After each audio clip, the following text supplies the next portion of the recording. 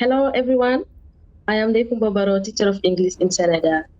Today, I would like to talk about the passive causative, make. The causative, when we talk about making someone do something, is a grammar point many of our learners struggle with. One way to help them is to make the lesson more personalized and related to their everyday lives. I have done this through the topic of chores because all our learners have chores to do. Before the lesson, prepare some pictures of people doing chores. Show them to your learners and ask them which chores they can see and whether they do these chores. Do they like them? Why? Why not? Next, give a text to the student about chores.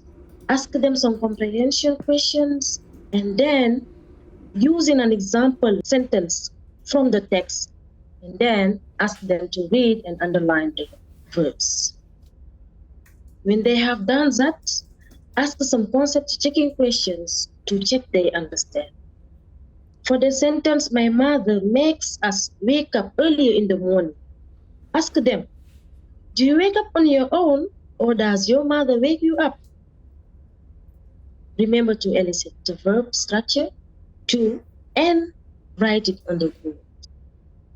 Next, for the control practice, ask the learners to use the target language in different sentences.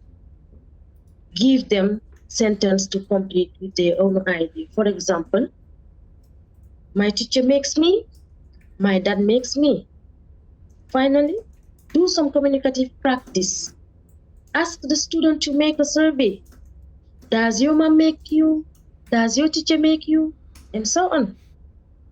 Alternatively, give them a situation and ask them what someone needs to make someone else do.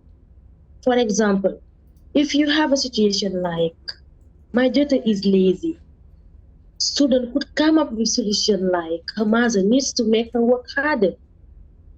But you could come up with a different practice too. How could you practice this? Thank you.